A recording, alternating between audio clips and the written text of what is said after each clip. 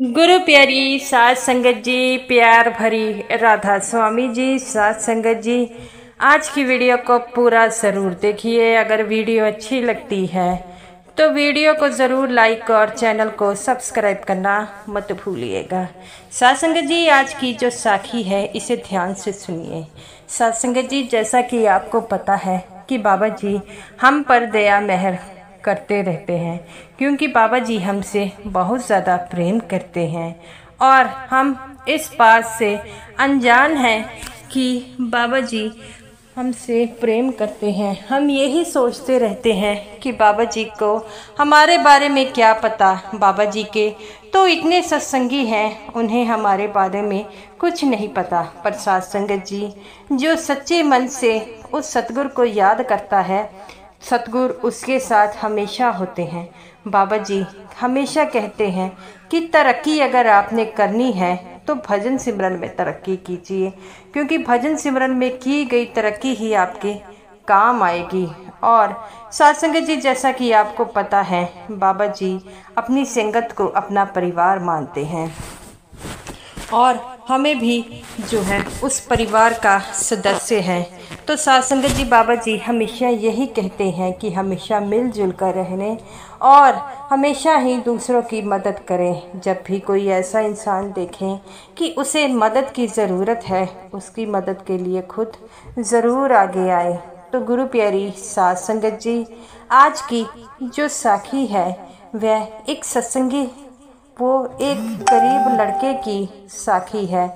गरीब लड़का जो कि रोड के हाल में जख्मी हालत पर लेटा हुआ था और उसकी बड़ी बुरी तरह जो है खून बह रहा था।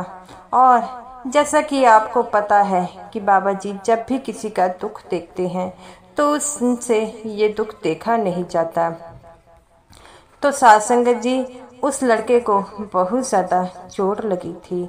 अचानक एक दिन बाबा जी जो है अपने ड्राइवर के साथ घूमने जाते हैं। जब वह देखते हैं कि इस लड़के की जो है हालत ख़राब है, तो बाबा जी उसे खुद हॉस्पिटल लेकर जाते हैं। तो साध संगत जी, इस साखी को यही कहा जाएगा कि आप इसे पूरा सुनने की कृपालता ज़रूर कीजिए। साध संगत जी, जैसा कि आपको पता है कि बाबा जी हमेशा ही जो है जब भी कहीं पर सत्संग घर में हो या डेरे में हो, वह अपने ड्राइवर जी को कहते हैं कि चलो बाहर घूम कर आएँ। तो एक दिन ऐसे ही बाबा जी जो थे अपने ड्राइवर के साथ जो है अपने ड्राइवर जी को कहते हैं कि चलो आओ घूम कर आए। ड्राइवर जी कहते हैं, बाबा जी अगर हमें रास्ते में किसी ने देख लिया तो बड़ी प्रॉब्लम हो जाएगी।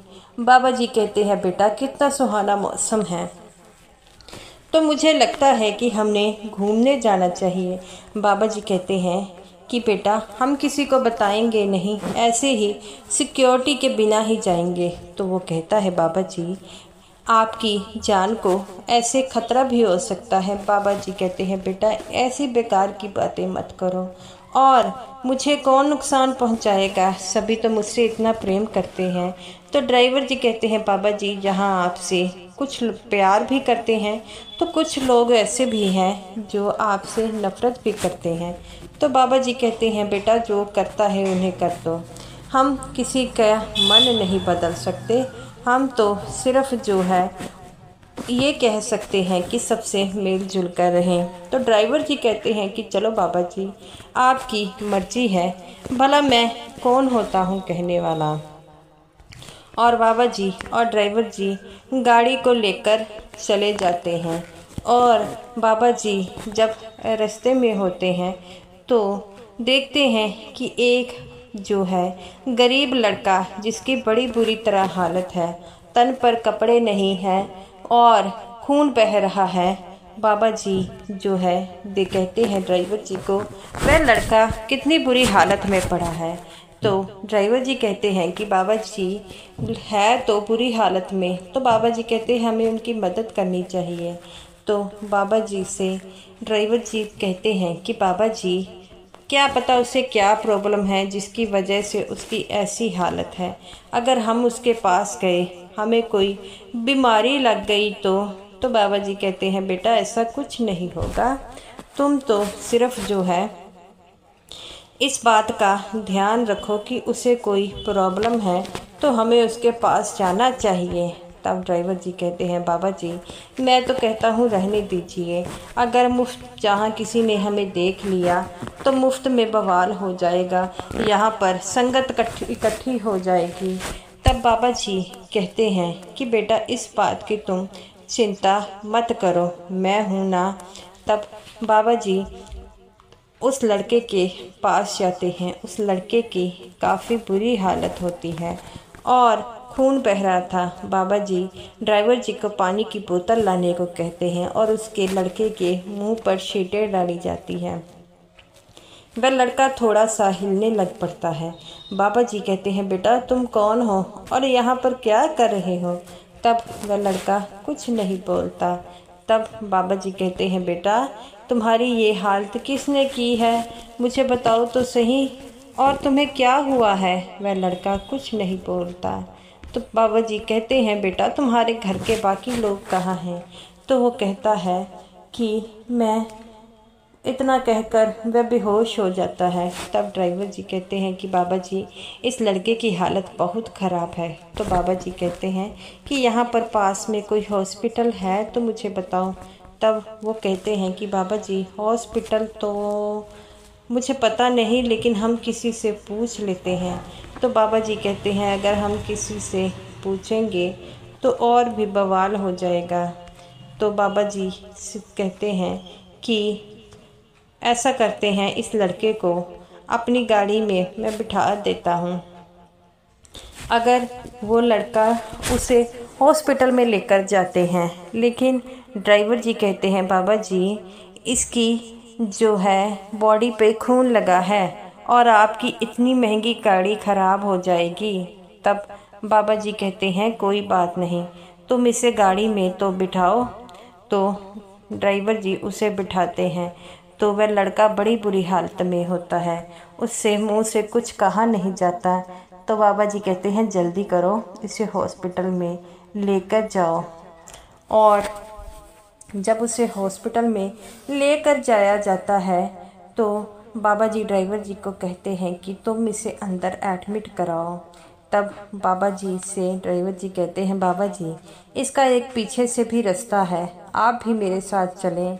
तो बाबा जी कहते हैं ठीक है। बाबा जी उस लड़के को खुद जो है गाड़ी में बिठाकर हॉस्पिटल से जो है अंदर लेकर जाते हैं और एक डॉक्टर जो है वहाँ पर होता है। बाबा जी कहते हैं इसे अंदर ले जाओ।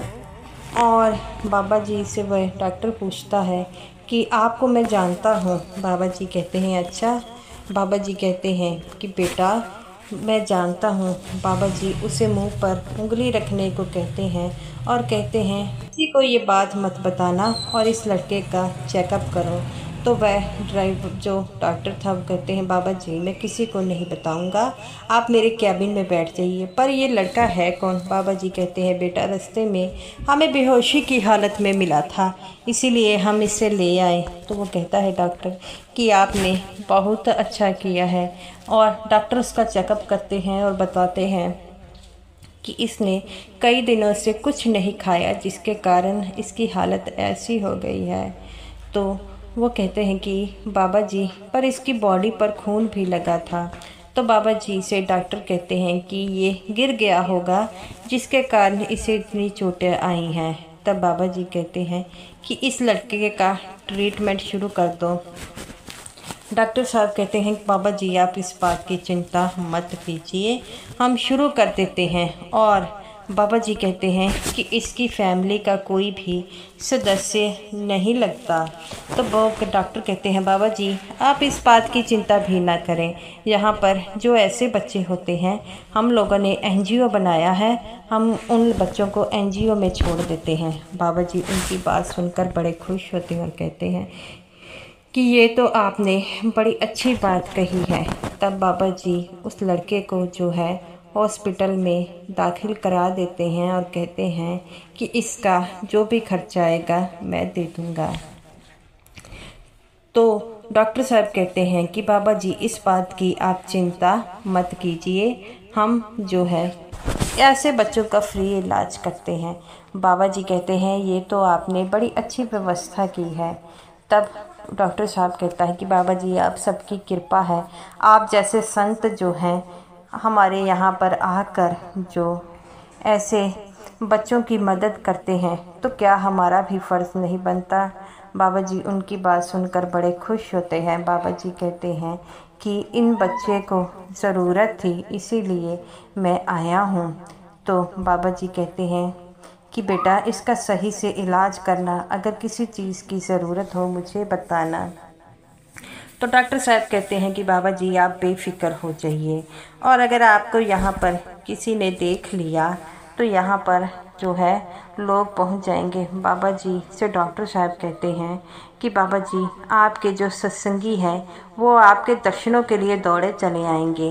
बाबा जी हंसने लग पड़ते हैं और कहते हैं कि कई बार मैंने इन सत्संगियों से कहा है कि मुझे जो है ऐसा मत करा करो, क्योंकि घर बैठकर ही सिमरन किया करो, पर मैं जहाँ पर भी जाता हूँ मेरे पीछे पीछे आ जाते हैं। डॉक्टर साहब हंसने लग पड़ते हैं और कहते हैं कि बाबा जी आस्था की बात है, और आप पर तो आपके सत्संगियों की इतनी आस्था है कि मैं कुछ कह नहीं सकता। तब बाबा जी कहते हैं कि बेटा बात तो सारी आस्था की है। तब वो सेवा जो है डॉक्टर कहता है कि अब आप किसी बात की चिंता मत करें, इस लड़के का अच्छी तरह ध्यान रखें। और बाबा जी कहते हैं कि मैं आपसे फ़ोन पर इस लड़के के बारे में पूछ लूँगा। तो डॉक्टर साहब कहते हैं बाबा जी आप बेफ़िक्र होकर जाइए। बाबा जी कहते हैं कि ये ठीक है, और बाबा जी वहाँ से चले जाते हैं। वह लड़का का इलाज किया जाता है। कुछ समय बाद वह लड़का ठीक होता है और उसे खाने के लिए दिया जाता है और उसे एक एनजीओ में भेजा जाता है, और बाबा जी उस लड़के का हाल चाल पूछने खुद आते हैं। तो डॉक्टर साहब बताते हैं कि उस लड़के को इस एनजीओ में दे दिया। बाबा जी वहाँ पर जाते हैं, उस लड़के से बात करते हैं और उसकी फैमिली के बारे में पूछते हैं। वो लड़का बताता है कि मेरे माता पिता को नशे की लत लग गई थी, जिसके कारण हमारे घर में खाने पीने को कुछ नहीं था। पहले मेरे पिताजी की डेथ हो गई, फिर मेरे माता जी की हो गई। बाबा जी कहते हैं बेटा पता नहीं लोगों को ये पता है कि नशा हमारे लिए बुरा है, फिर भी लोग नशा क्यों करते हैं। तुम किसी बात की चिंता मत करो, अगर तुम्हें किसी चीज़ की भी ज़रूरत हो तो मुझे ज़रूर बताना। बाबा जी कहते हैं उस लड़के के सिर पर हाथ फेरते और कहते हैं इस एनजीओ में क्या तुम्हें सारी फैसिलिटी मिलती है। वो कहते हैं हाँ बाबा जी, यह खाने को देते हैं और मुझे पढ़ने के लिए भी इन्होंने स्कूल भेजने लगे हैं। बाबा जी कहते हैं बेटा ये तो अच्छी बात है। वह बाबा जी के चरणों में गिर गया और कहता है कि बाबा जी अगर उस दिन आप मेरी जान ना बचाते तो कुछ भी हो जाता। तब बाबा जी कहते हैं बेटा ऐसा नहीं है, वह सतगुरु जो है वह सच्चा परमात्मा जिसको रखना होता है रख लेता है, मैं तो सिर्फ़ एक जरिया था। मैंने तुम्हें बुरी हालत में देखा तो मैं यहाँ पर ले आया। वह लड़का कहता है कि बाबा जी आपकी जगह कोई और होता तो वो मुझे ना लाता। बाबा जी कहते हैं बेटा अगर उन्होंने मालिक ने ये सेवा मेरे हाथों लिखी है तो मेरे हाथों ही होती। तुम किसी प्रकार की चिंता मत करो, हमेशा ही खुश रहो और मालिक की रजा में रखो, और देखना तुम्हारे साथ सब कुछ ठीक होगा। यहाँ से पढ़ लिख कर तुम अच्छे इंसान बनोगे और अच्छी कमाई करोगे। तो वो कहता है कि बाबा जी आपका ये एहसान मैं ज़िंदगी भर नहीं बोलूँगा। बाबा जी कहते हैं बेटा मैं कौन होता हूँ, मैं अपने आप को इस लायक नहीं मानता कि मैं दूसरों की मदद कर सकूँ। मैं तो एक जो हूँ तुम्हारी तरह आम इंसान है, मेरे पास इतनी ताकत नहीं है कि मैं दूसरों की मदद कर सकूं। तब वह लड़का कहता है कि बाबा जी यही तो आपका बड़प्पन है। तो गुरु प्यारी साध संगत जी ऐसे ही है, बाबा जी हमेशा दूसरों की मदद करते हैं और अपने सत्संगियों को मदद करने के लिए भी कहते हैं। तो साध संगत जी ये रही मेरी आज की वीडियो। वीडियो अच्छी लगी हो तो वीडियो को ज़रूर लाइक कीजिएगा, और समूह साथ संगत जी को अगर ये वीडियो अच्छी लगी हो तो वीडियो को ज़रूर शेयर कीजिएगा।